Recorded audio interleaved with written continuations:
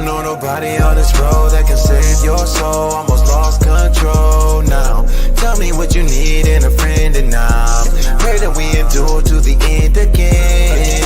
I'm just saying that I'm here for you. When the world turn against you, I'ma be with you. Got my sword in my hand, you can count on me. I won't run and hide, fight mightily. Waiting on your Ashar. See the Jacob, I'm the apple of my father's eye. I learned the truth for who I was and it made me cry. If I don't keep the laws of Yah, then I'm gonna die. Living curses, but I'm edifying in my verses. Prepare the hearses for the heathens who be steady. Shalom, shalom, family, shalom. Paula, Yahweh, Shem, Mashiach, one like Ashar. First and foremost, want to give all praises, glory, and honor to the Most High God, Yahweh, for another mighty day. You know, man, there's a lot going on, y'all. A lot going on in this world, family. A lot going on with this war, you know, in America, and Iran, and Iran, and, you know, a lot of different things going on here on the earth. Shalom, shalom, malak, Allah, Yahweh, Shem, Shad. So, lucky I was doing a bit of traveling, so I did not get an opportunity to do Manna Mondays last night. I think it's been like 8 months through the Spirit and Power. Yahweh Shem Yahweh. We've been running strong. Shalom, Kwame Yashala, brother Yala. Shalom, shalom, shalom, Soldier Maya call. So tonight we're gonna get into the Hebrew New Year. The Hebrew New Year is 12 months, y'all. 12 months of the Hebrew New Year. Of the Hebraic calendar. We're going to get into that through the Spirit and Power of Yahweh Shem Yahweh Shai. This is a 6-chapter breakdown that we put together through the Spirit and Power of Yahweh Shem Yahweh Shai, examining, you know, from why we see and how we know it's 12 months, not going by the Gregorian calendar, but still going by the Hebrew calendar, our biblical Hebrew calendar. All right, then we're going to go into a little bit of Esther, touch on the month of Adar, and then if we have time, we're gonna try to move through the Spirit and get as much as possible, right? So kicking it off, so it's 12 months in a year, and we can see this in 1 Kings 4 and 7 with Solomon and his 12 officers. So before we can understand when the new year begins, we must first establish from Scripture how many months are in a year. Now, we don't rely on man's opinion. We don't rely on Pope Gregory. I believe it was the 6th who made the Gregorian calendar. We don't rely on the Julius calendar. We don't rely on the Chinese New Year calendar. We don't rely on any of those things. We rely on the Scripture, all right? We explicitly rely on the Scripture. So Yahweh made a governance. Now, when you think about governance, a governance order, right? To put something in order, to set it in array. So the Most High has made a governance in terms of how the children of Israel keep their holy days. You know, that goes into our ceremonial laws, right? And how do we determine when our month begins, when our month ends? That's very important because you're commanded by the Most High God to keep the feast days. So in order to keep the feast days, you definitely have to be Shalom, shalom, kings, shalom, kings. You definitely have to be tapped in. Kwam Yasha, you definitely have to be tapped in with the feast days and things of that nature, right? So from that perspective, we're going to get into this on this aspect as well. We don't go by the Gregorian calendar. Now look, I'm going to show brothers and sisters this, right? You can see we do have the feast day calendar that correlates with the Gregorian calendar. Obviously, we're in our captivity. So, you know, we're going to get this in the book of Daniel as well. How the Most High has allowed them to change times and seasons. But if you see right here, the 18th day of March at sundown is our Hebraic New Year, our Hebrew New Year. So we're going to get into this and really not only prove it through the scriptures, but also we're going to show you how we get this understanding. And most high willing, the Spirit will bear witness, and you know, you will continue to keep the feast days if you are keeping the feast days. If you're not and you're new into the truth, you know, Lord willing, this will give you a foundational understanding or expound and expand on some things that you already were aware of through the spirit and power of Yahweh Shem Yahushua. So the 12 officers of Solomon. Now we start here because in order to establish how many months there are to even determine when is the first month of the year and when is the last month of the year, you need to know and prove how many months there are. Now we know Solomon was the wisest man that ever walked the earth outside of Yahweh Shah. And the Most High imparted on Solomon wisdom, even wisdom to know secret things, right? About the elements and the changing of the seasons and things of that nature, right? And so Solomon had that knowledge. So we take Solomon's word. And I want to bring out this quick precept, right? Wisdom of Solomon, and I'm gonna read up a little bit. The Wisdom of Solomon, chapter 7, verse 16. For in his hand are both we and our words, all wisdom also, and knowledge of workmanship, talking about the Most High.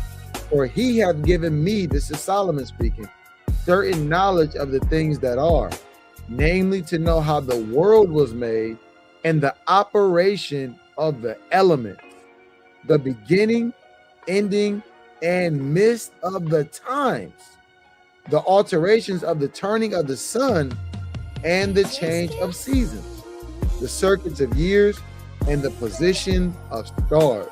So the Most High God, all praise to the Most High God, Yahweh, he gave Solomon certain knowledge in terms of how to understand the celestial bodies, how to understand the change of the seasons, how to understand the circuits of the stars, the sun, the paths, the elements, and the things that pertain to time and the changing of time. So when we see Solomon here establish the courses of his officers, and according to his household, and how certain of them had to bring provisions, and there was 12 officers, and there was an officer assigned for every month. That's another context that we see in understanding how many months, even in antiquity, that we practice in terms of, being the children of Israel, right? From that perspective. So getting into it, I'm gonna load this up a little bit through the spirit. So 1 Kings 4 and 7, and Solomon had 12 officers over all Israel, which provided victuals for the king and his household, each man his month in a year made provision. So we see playing upon table, Solomon, he had 12 officers.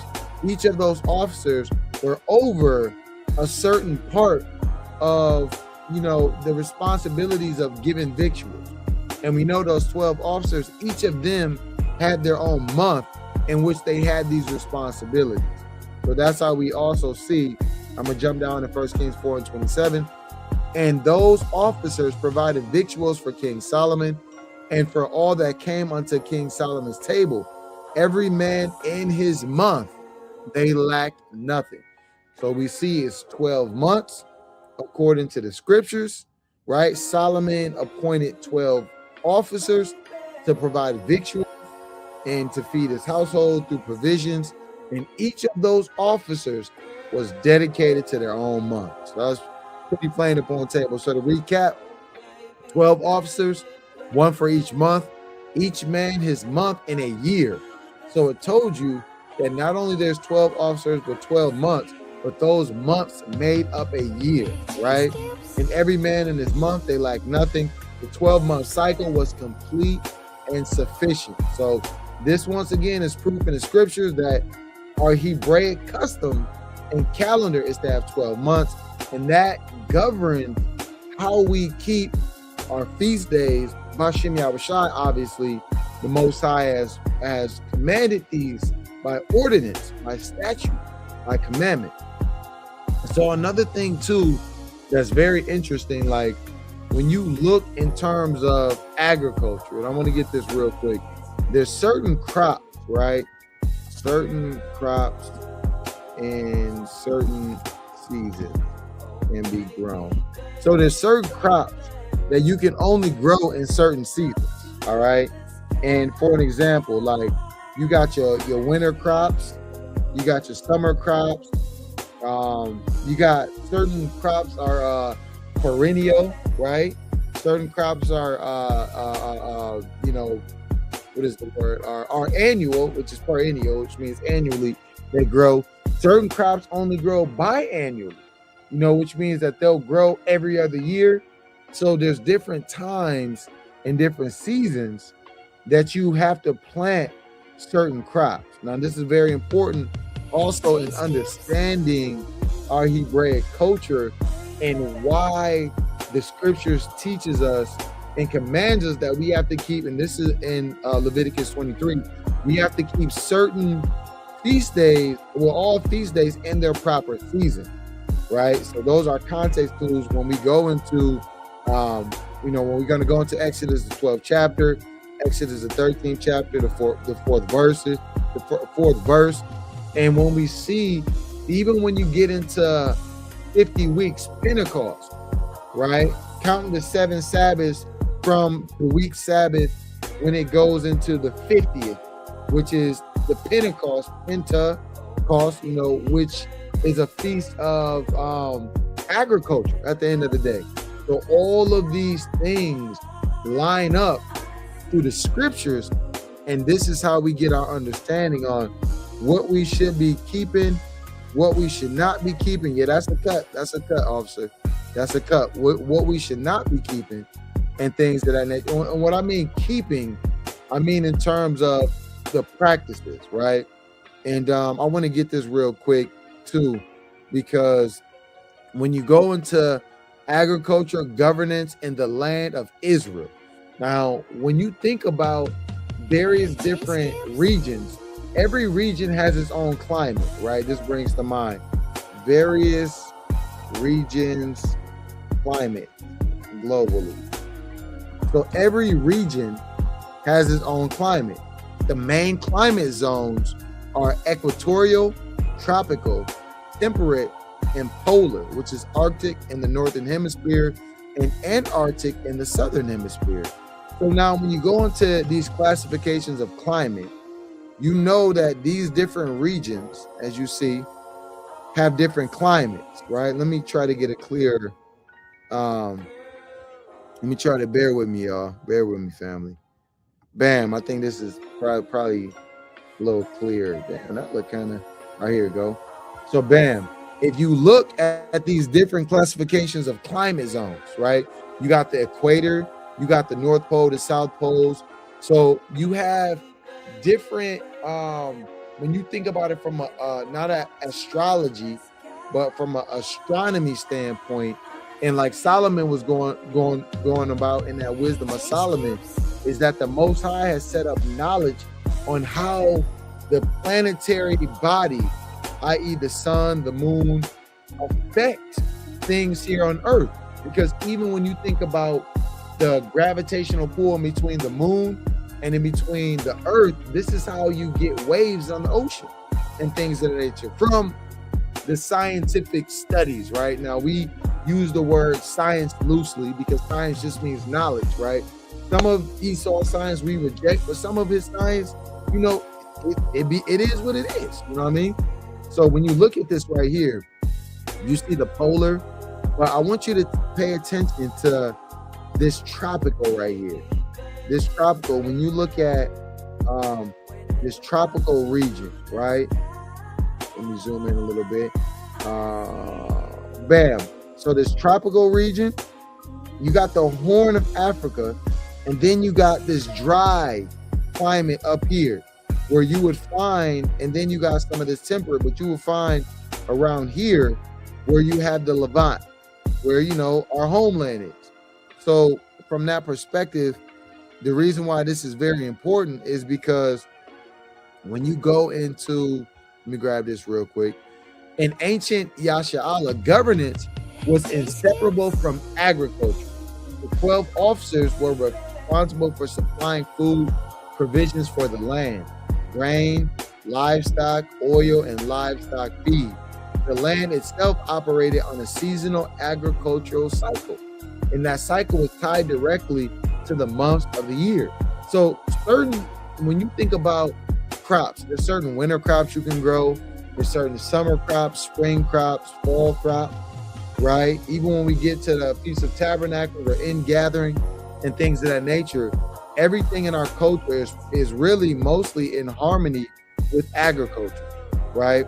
And so when we think about our Hebraic, calendar, it's aligned right with certain agricultural and certain plants. Like when you go into the month of Abib, it goes into the greening of the barley, right? That's a certain crop that's grown at a certain time of year. So one officer month might be at the time of early grain. Another's might be during the barley harvest. We see Judah's husband, if you read in the book of Judith, I believe in the first chapter, Judah's husband died from a heat stroke, for lack of a better word, during the barley harvest, right? So there's different type of harvest and seasons. Another during the oil and wine press. The 12-month calendar was woven into the very fabric of how Israel fed its nation. This is why understanding the Hebrew months is not merely a matter of dates, it's also a matter of how Yahweh designated life on this earth, because we have to be the governors of this earth by Shem Yahushua. So when we think about the word moon, all right, Yarak or Yarak, right? Sometimes, the E really should be an A, Yarak, right, in the Paleo. But the Hebrew word for months in many places, including in context of the 12-month cycle, is Yarak, H3391. This word means both month and moon. So the word month is derived from the word moon, y'all. The word month is derived from the word moon, confirming that the Hebrew month is a lunar month. Now, when we say lunar, we're not talking about lunar Sabbath. We don't agree with that doctrine. We know it's quite a bit of, there's quite a few brothers, ancestors who keep or follow the lunar Sabbath. We don't see that as our ancient customs, but all praise to the Most High, those brothers and sisters are keeping a Sabbath. I will say that all praises to the Most High, Yahweh Shem Yahushua. They are keeping a Sabbath and, Lord willing, rehearsing the righteous acts, right? But so when we talk about lunar month here, we're not referring to a lunar Sabbath.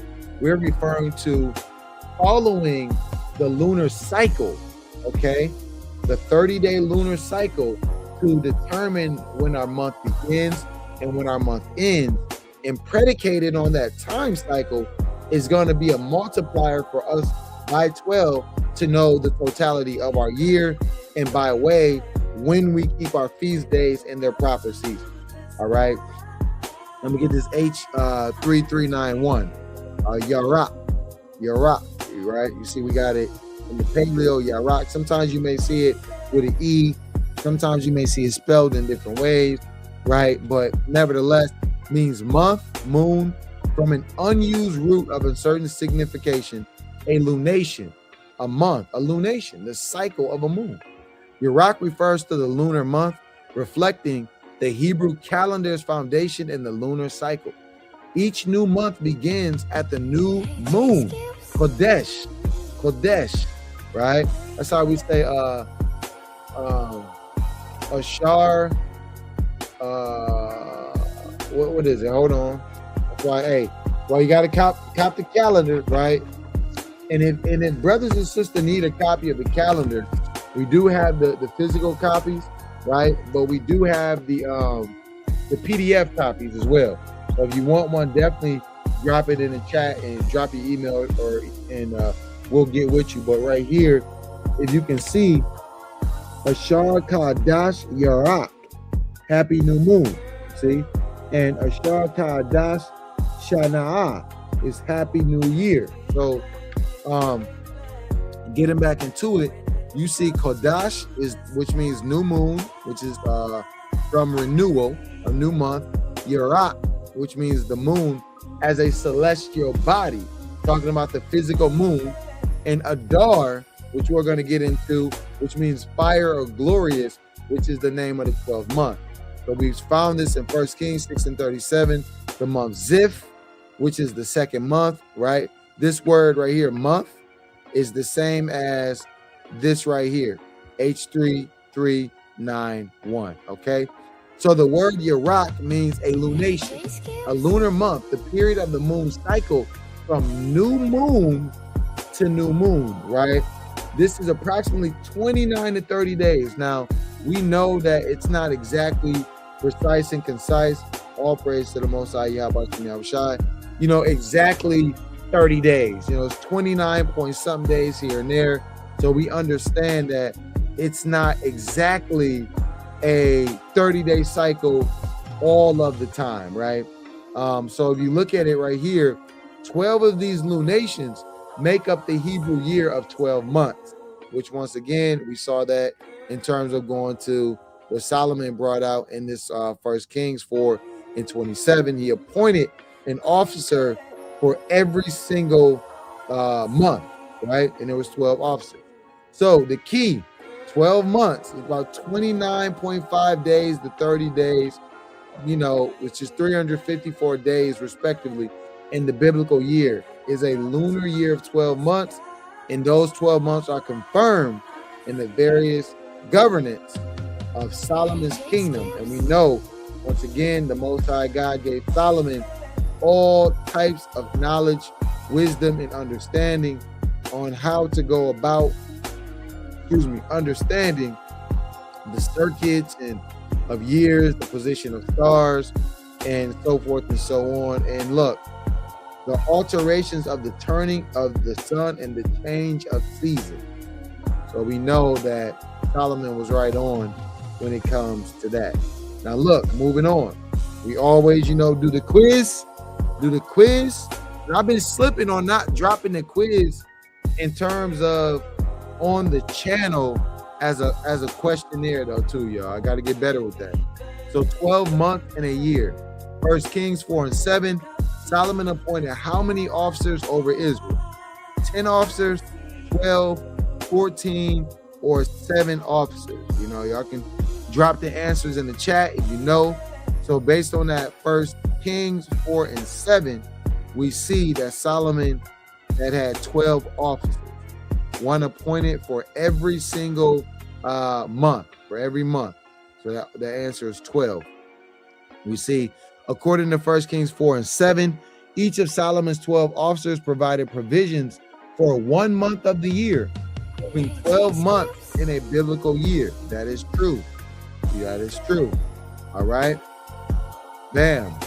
What does the Hebrew word H3391 Yarak mean? Year, an annual cycle of seasons. Week, a 7-day period. Month or moon, a lunation, a lunar month. Or feast, a sacred appointed time, right? A sacred appointed time. We know it means month, a lunation, a lunar moon. And then true or false, the evidence for a 12-month biblical year comes only from tradition, not from the scripture itself. That's false. We have scripture to back up our stance. And that's why Job 8:8 says, seek out, the age of your forefathers, loosely paraphrased, And what does 1 Kings 4:27 say about how the 12 officers served Solomon? Each officer served for a week. Each officer made provisions for 1 month, every man in his month. They all served together in each season, or they rotated on a 40-day cycle. We know each officer served provisions in their own month. So great job, family. 5 out of 5. We're going to go ahead and proceed to the next chapter. But first, we do have a question. Is there any special ordinances that we keep this new moon Sabbath different than any other new moon Sabbath, knowing this is a year for us? Okay, so just to be clear, in the new moon Sabbath, so this current up new moon is not a Sabbath in the sense of the 7-day Sabbath. We want to make that clear, right? This is a new moon that we keep in terms of the ordinances of no buying, no selling, no servile work, a holy convocation, and blowing the trumpet in the new moon, right? From that perspective. But don't want to get it confused. It's not a new moon Sabbath in the sense of, you know, the 7-day Sabbath that we see in Exodus 20 and 8. All right. All praise to the Most High. Let's move on. Let's move on. Let's move on. So, in order to really understand too the first day of the year, we want to get into the first day of the year and the first month of the year. It's important to go and understand when the year ends. Like, okay, so we're on this whole 12th month at First Kings 4:7, and now we're going to explore the book of Esther. There's something very key that I want y'all to notice in the book of Esther as well in here. That's very, very key. The 12th month Adar. So we got the first month Abib, and we have the 12th month Adar, which Esther confirms how to count these months, right? Sometimes you're going to see Nisan as well, because, you know, obviously, I believe it was Persian, you know what I mean? You know, so you're going to see different pronunciations, different spellings, and sometimes you'll even see a total different name referring to the same month, right? So now that we established from First Kings at 4:7, the new Hebrew year has 12 months. We go to the book of Esther to see the final month of the year named explicitly. This is not a calendar chart invented by rabbis of the Talmud. This is not your Gregorian calendar by Pope Gregory. It's not Julius Caesar inventing the Julius calendar. This is biblical heritage backed up by the scriptures, all right? So we're going to go over the month of Adar, which is the 12th month. So Esther names the 12th month. In the book of Esther, remember Haman cast lots before King Ahasuerus, who they say to be Xerxes the first, I believe, to determine which month and day to execute his plan against Yasha-Allah to kill all the Israelites, all the Jews, right, in the kingdom of 127 provinces from Ethiopia to India, right? This is during the Persian captivity, all right? So the scripture records this in the first month and traces it all the way to the 12th month, Adar. This gives us a clear picture that the whole year spanned it from the first month to the 12th month, the 12th month being the last month. We know that once again, there's 12 months in what's the name? There's 12 months in the in our biblical Hebraic calendar. All right, Khan. So Esther 3:7. In the first month, that is the month Nisan, right? Now it's funny because if y'all ever seen this before, right, which is, you know, there's an actual vehicle called, you know, Nissan Motors, right? So Nissan, which I believe is a Persian word, okay? And when you go into Nissan, right? One second. When you go into Nissan, it's also, you can find the word Abib as well. Sometimes it's called Abib, right? In the Hebrew is Abib. In Nissan, I believe it's in the Chaldean tongue, if I'm not mistaken, right? Brothers can fact check that, but I believe it's in the Chaldean tongue is what you would call it. In the first month, that is the month Nisan, in the 12th year of King Ahasuerus, they cast fur, that is the lot before Haman. And this is Esther 3:7, from day to day and from month to month to the 12th month, that is the month Adar. So we see the first month is Nisan or Abib in the Hebrew, and the 12th month is Adar, so it gives you the span of the year, right? So we went over that. A decree is written in Adar. After casting lots, Haman's decree was written to be executed in the 12th month, which we know is the month Adar. This further confirms that Adar sits at the end of the calendar year. So the lot was cast in the first month for an end date, which was the last month of the year. And we're going to get this Esther 3:12-13.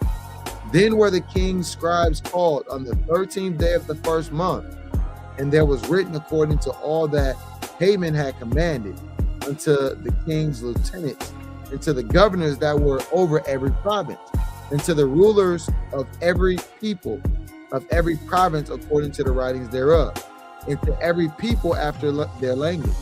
And the name of King Ahasuerus was written and sealed with the king's ring. And the letters were sent by post into all the king's provinces to destroy, to kill, and to cause to perish all Jews, both young and old, little children and women, in one day, even upon the 13th day of the 12th month, which is the month of Adar, and to take the spoils of them for a prey. So we see, and we have once again the first month, right here, 13th day of the first month, and Salaki, we had the 12th month as well. So we see the span of the calendar. Now, when we go into our word study, Adar, the word Adar, H143, is the name of the 12th and final month of the Hebrew sacred calendar. Now, we gotta double down, y'all, on this when we say sacred. We know that this is sacred unto Yasha'Allah, but the whole, when Yahushua is in rulership and when our king comes back, the whole world is gonna have to get down with our calendar, right? I'm gonna get this real quick while I'm on it. Let me get this Daniel, right? I think it's 7 and 5 I want. 1 second. Because the thing about it is, 1 second. The Most High told us that he will be able, Daniel 7 and 25, the 7 and 5, so like 7 and 25 is what I wanted. And he shall speak great words against the Most High, and shall wear out the saints of the Most High.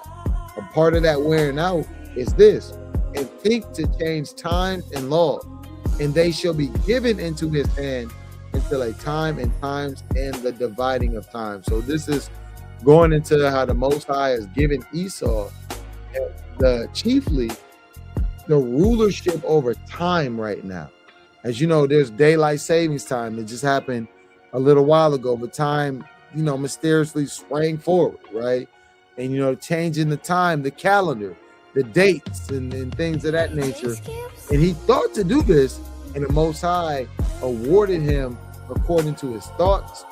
And ultimately, he's going to be punished according to his deeds, right? So I wanted to get that as well.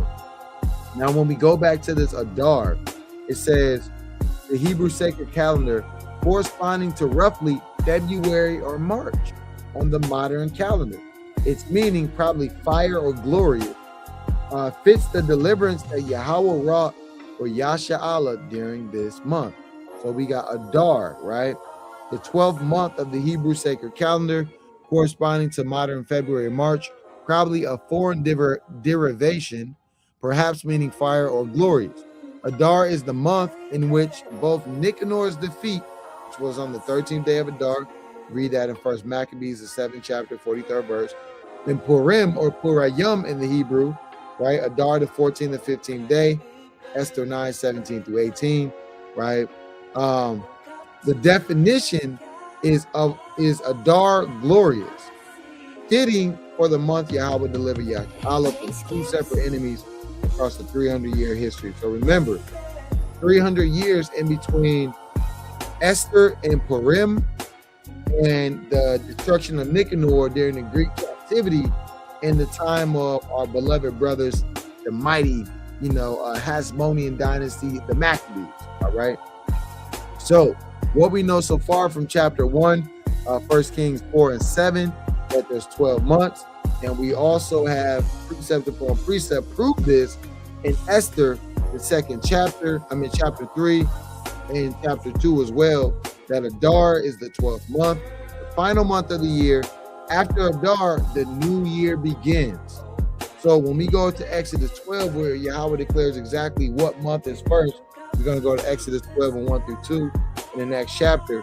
We're seeing that the entire calendar gets reset from Adar going boom into Abib or Nisan, right? So let's take the quiz. According to Esther 3 and 7, which month is explicitly called the 12th month? We know that to be Adar, right? Bam. True or false? Esther 3 and 7 calls Adar the 12th month. proving that there are a minimum 12 months in the Hebrew calendar, right? So bam. All right.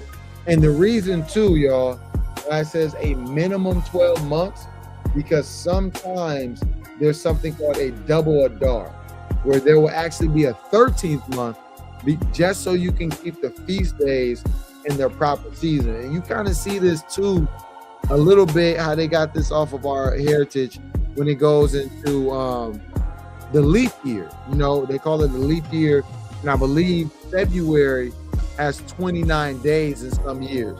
This might have been a so-called leap year too, now that I think about it. Bear with me. She come right quick. No, this wasn't a leap year, but even Esau, they got our customs and adopted some things through the wisdom of the scriptures as well. So bam. If Adar is the 12th month of the year, what does this logically confirm? The year has 10 months total. There must be a first month, and after Adar, the new year begins. The year begins with an autumn and Tishri, or the months rotate between 11 and 13. No, bam. There must be a first month, and Adar has to be the last month, the 12th month. So after preceding Adar or following Adar has to be a new year. Bam. What is the meaning of the Hebrew word H143, Adar? We see it to be probably fire or glorious, and it is the 12th month of the Hebrew calendar. Bam. And true or false, the book of Esther uses Adar in connection with both Purim and the decree of Haman, confirming Adar appears late in the calendar year, right? Now we know that right there is true. You see Adar.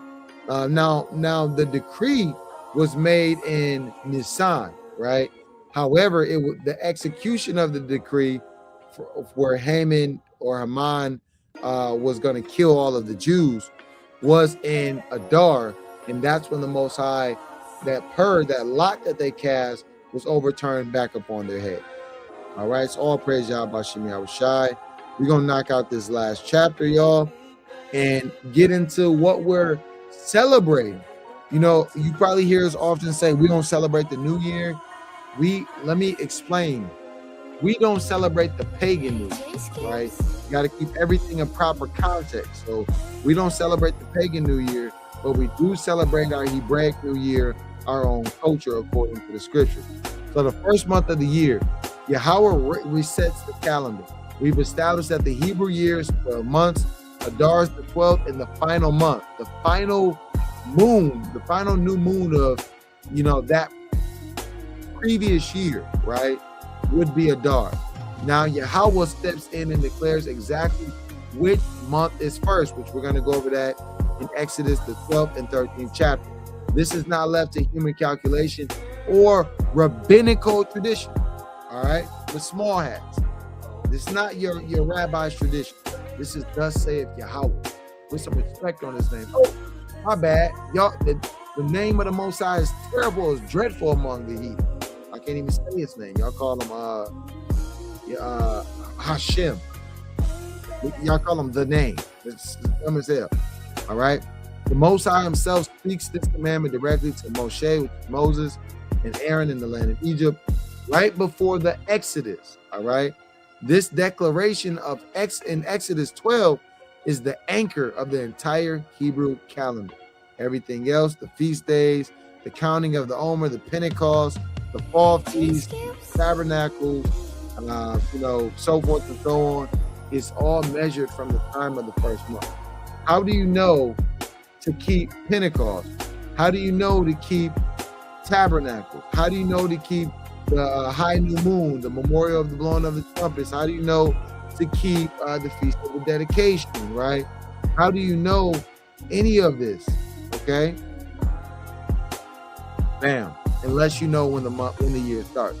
But Yahweh declares the first month. We're gonna get this. This is right before he gave instructions of the Passover. So Exodus 12:1, and Yahweh spake unto Moses and Aaron in the land of Egypt, saying, this month, right, shall be unto you the beginning of months. it shall be the first month of the year to you. For this month, which this month is the month of Abib. So the phrase the beginning of month is not describing one event. It says the beginning of months. That's a perpetual thing where Yahweh is establishing, look, this is the first month in the 12-month cycle that I've given you guys to keep the calendar, to keep the feast days in the month of Abib, month number 1, right? The beginning of months, the first month of the year to you. Those are all context clues that Yahweh is directly commanding the new year for Yasha Allah to be in the month of Abib, which correlates directly with the spring, not the winter solstice, not the what is it called? Invictus de Soleil, the conquering of the day of the unconquering sun. We're not doing that. We don't worship the sun. We don't follow the planetary configurations of the sun. We are a lunar community by Shem Yahushua. All right. So not January, right? Not Rosh Hashanah in September. It's the spring, y'all. So our word study, Kodesh or Kodesh. We went into this a little earlier. The moon. The word translated for month in Exodus 12:2. This Exodus 12:2, the beginning of months. This word right here is also translated as Kodesh, which is the moon, the month, H2320. The same word is also translated new moon throughout the scriptures. It means both month and new moon. Because of Yahweh's calendar, they're the same thing. The month is the beginning where the new moon is. So when there's a new moon, there's a new month, right? So you see Kodesh. I want to show you something else as well. Well, the month begins when the new moon appears. In Amos 8:5, the wicked merchants ask, when will the new moon be gone that we may sell corn? Treating it like a Sabbath, a day of cessation or resting. The biblical year begins with the new moon of Abib, which is between March and April as confirmed in Exodus 12:2. And this is what the brother asked earlier when I made it clear, treating it like a Sabbath, but it is not a Sabbath in the sense of the 7-day Sabbath that we see established in Exodus, the 20th chapter. But it is a Sabbath in terms of it being a holy day. It's not the most holy day like the 7-day Sabbath, but it is a day of rest, no servile work, and so forth and so on. You can cook. You cannot. C-A-N, you can get your cook on though, family. Get that, hey, we gonna tear it down. You know, my wife's gonna throw down to the spirit and power Yahweh Shem Yahushua. I'm looking forward to this new moon. Looking forward to this new year. You know? The new moon, the marker of every month. The new moon is not just a day of observing. It is the boundary marker between one month and the next month. When the thin crescent of the new moon appears in the evening sky, a new month begins. And we're going to touch on this as well, that we don't, and I'm gonna jump the gun, matter of fact. Let me show y'all something.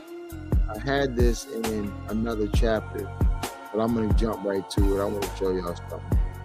Bam. So this right here, we keep the new moon, which is the dark moon, right? The moon goes through these different cycles or phases. Halfway through the month, that's when you get the full moon, all right? So we don't keep the full moon as the beginning of the month. That's actually about the 15th day of the month. You're going to get a full moon, and then you're going to get the waning crescent, right? That goes into the new moon. So this is the lunar cycle, y'all. And we see the lunar cycle as well based on where the sun is in relativity to the moon is going to also be able to determine how we see it on the earth as far as what phase of the moon. And this is how you get these 4 quarters or 4 phases of the moon. So I would definitely wanted to bring that out. And two, I'll jump to this. Even in terms of the different agriculture, you see the new moon, you got the waxing crescent, then the first quarter, the waxing gibbet, then about 15 days later from the new moon, you got the actual full moon, then the waning. So the moon starts waning. Waxing is as the moon is perfecting in her light, and then it decreases right? And we see that also in the book of Sirach, right? So it decreases from a full moon going down to waning, which means it's getting smaller. Last quarter, waning crescent, and then you got a dark new moon again. So, I jumped the gun on that chapter, but I definitely wanted to. I should have actually put that visual earlier on in this chapter as well. So, bam, getting back to it. Let's get back to it. Let me get my little zoom on. So, as you notice, as we just went over, there's different cycles of the moon. So, a lunar month is roughly 29 to 30 days. We already went over that as well. So, look, the transition after Adar, you got to watch for the month of Abib. So, you're entering from the winter and you're going into the spring where everything is made new. So, when the 12th month Adar comes, right? When that 12th month Adar comes, what you'll notice and what you can see from that perspective is Abib is coming. So the people of Yashala look for two witnesses together to know the new year has begun. The new moon appearing in the evening sky, signaling that a new moon is starting. That's the dark moon. The barley in the field at the Abib stage. So green, tender young ears forming, confirming that this new moon is the first new moon of spring, not the last of winter. And that's why sometimes we would keep a double Adar and have a 13th month, because in our counting we would see, based on the agriculture and things of that nature, that green barley, that barley isn't greening yet, so you're still in the winter, right? And Esau tried to do all type of crazy stuff. What was that one thing called? Groundhog's Day. Like they got something they keep called Groundhog's Day. February 2nd, Groundhog's Day. They hold up a groundhog. I think if the groundhog see his shadow or some crazy tripped out doctrine, is supposed to be 10 more weeks of winter of winter, I believe. So, we don't get down with the Groundhog Day. We don't believe in none of that, right? Shabbat Shalom. I'm not Shabbat Shalom. Shalom. All praise Yahweh Shem Yahushua. We don't believe in any of that, right? Groundhog Day, superstition, madness, folly. We're getting back to the truth of the scriptures. So, the new moon appearing in the evening sky, the barley. So together, these two signs would determine and would govern if it was in fact moving into the first day of the year with the new moon. So once again, Exodus 12 and 1 and 2. What did Yahweh declare about the month of the Exodus? It shall be the beginning of months. That's the month of Abib, right? The Hebrew word Kodesh both means new moon and month. That is true, right? We got approximately, how long is a lunar month? About 29 to 30 days, right? And then after the 12th month Adar ends, what marks the beginning of the new year? It's not the winter solstice, y'all. That goes into Janus and all of that. It's not the first day of January. That goes into Janus and the doors and portal and the two-headed god, the idolatry, the new moon of Abib appearing in the spring. So that is what it is.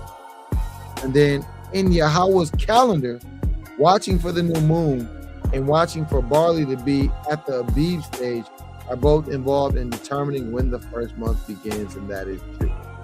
All right. So all praise to the Most High, Yahweh Shem Yahushai. Most High willing, this lesson was edifying through the spirit and power of Yahweh Shem Yahushai. Stay watchful.